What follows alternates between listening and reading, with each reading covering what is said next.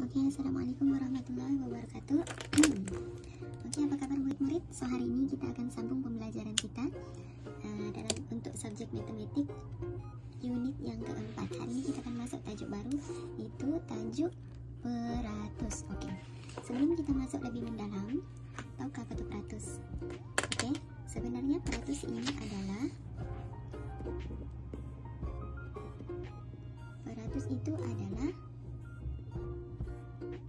bermaksud per 100.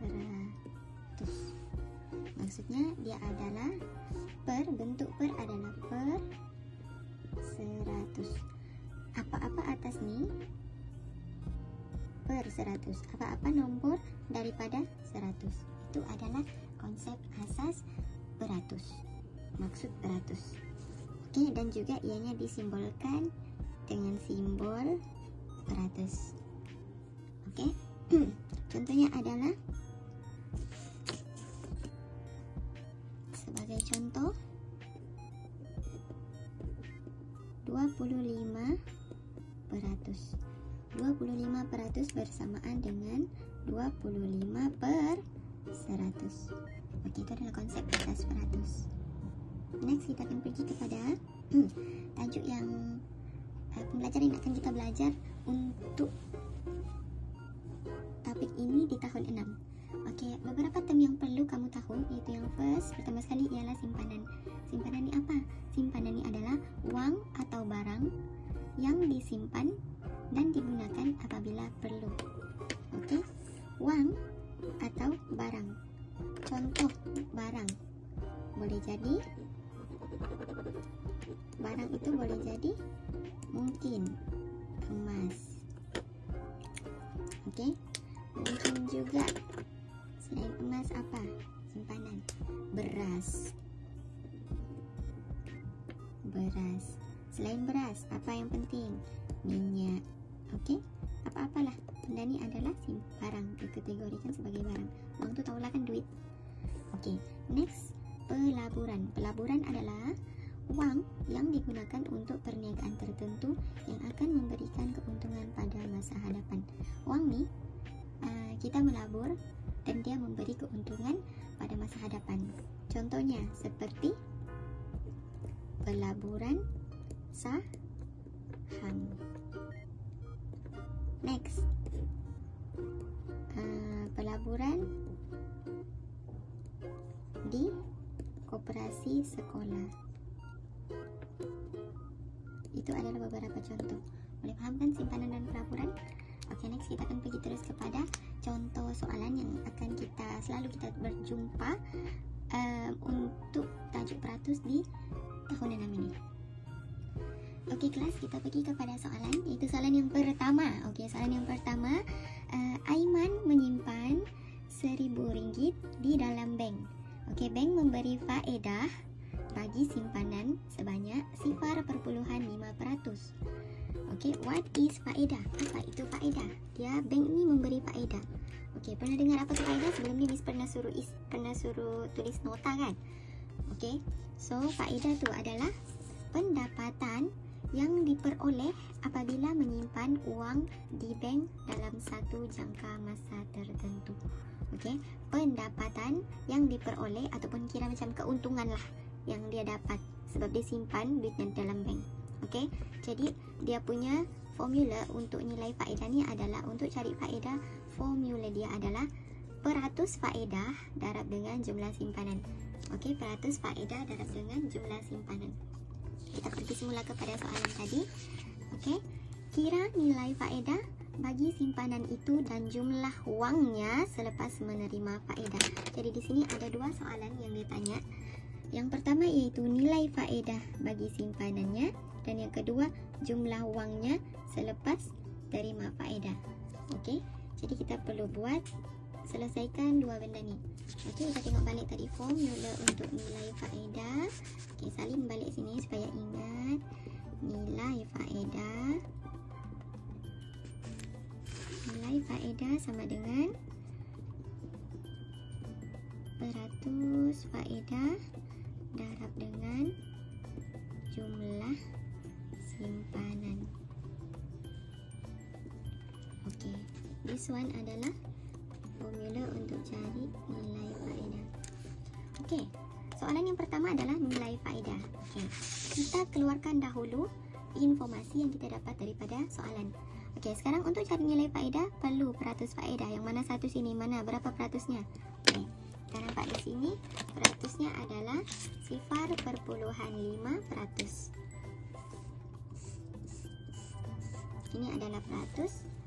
Next, jumlah simpanan. Berapa jumlah simpanannya? Kita nampak jumlah simpanan Aiman menyimpan 1,000. Okey, jadi kita masukkan sahaja dalam formula untuk cari nilai faedah tadi. Okey, untuk yang pertama, nilai faedah sama dengan peratus faedah, iaitu 0,5%. Tulis 0,5% darab dengan jumlah simpanan. Jumlah simpanan adalah 1,000. 0,5%.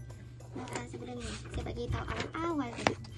Contoh 25% sama dengan 25/100. Jadi kalau 0,5% sama dengan 0,5/100. Okey, kena tukar dia kepada pecahan baru kita boleh selesaikan. Okey, peratus kena tukar kepada pecahan baru kita boleh selesaikan. Sorry. Okey, kemudian darab dengan 1,000. Okey, Miss pernah ajarkan bila jumpa macam ni, ini adalah pecahan tak wajib. Ini adalah pecahan, ini adalah nombor bulat. Sebenarnya ini adalah per nombor bulat. Apa-apa nombor bulat sebenarnya per 1. Okey, kemudian macam biasa. Darab potong silang. Ini potong atas ini dengan bawah ni, atas ini dengan bawah ini. Okey, kita tengok dulu ini dengan ini boleh potong? Okey. Boleh potong. Kita potong jumlah sifarnya. Di sini ada 2 sifar. Kita akan potong jumlah sifar mengikut jumlah yang paling kecil. Okey, tutup dulu ni. Antara 1,000 dengan 100 mana lagi yang kecil? Mana yang sikit sifarnya? Of course 100. Di sini ada 2 sifar, di sini ada 3 sifar. Jadi kita kena potong 2 sifar sahaja. Sini potong 2 sifar.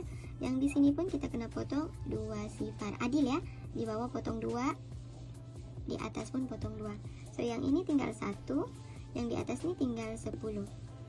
Okey, 1 dengan 0,5 tidak boleh potong sebab 1 ni sudah paling kecil sudah ni. Jadi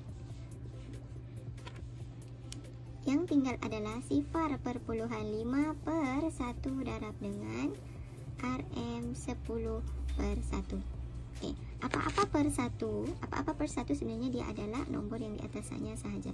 0,5 darab dengan RM10. Okey, saya pernah ajar sebelum ni.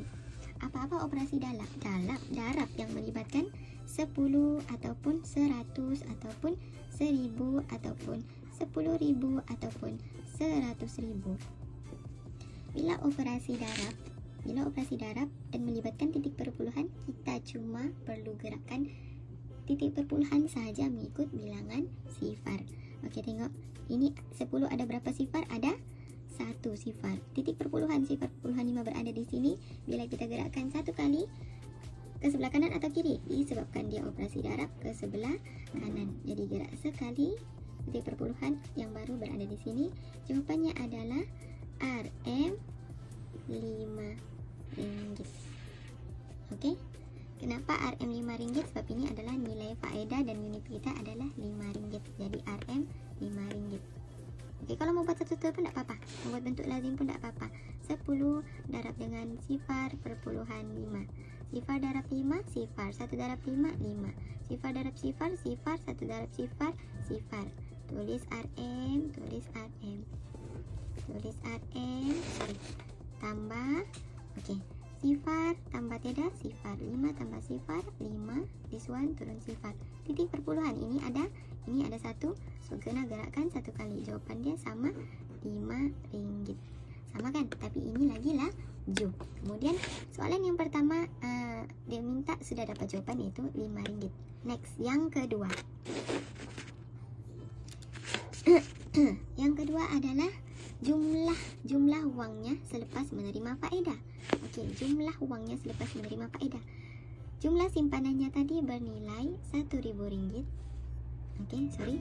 Tulis dulu jumlah uang selepas terima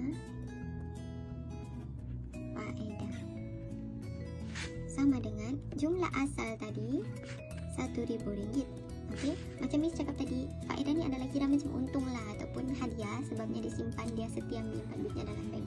Oke, jadi Rp1.000. Bila hadiah kita akan terima duit. Jadi RM5 ni dia akan tambah dengan nilai faedah tadi. RM5 ni akan tambah dengan jumlah simpanan tadi.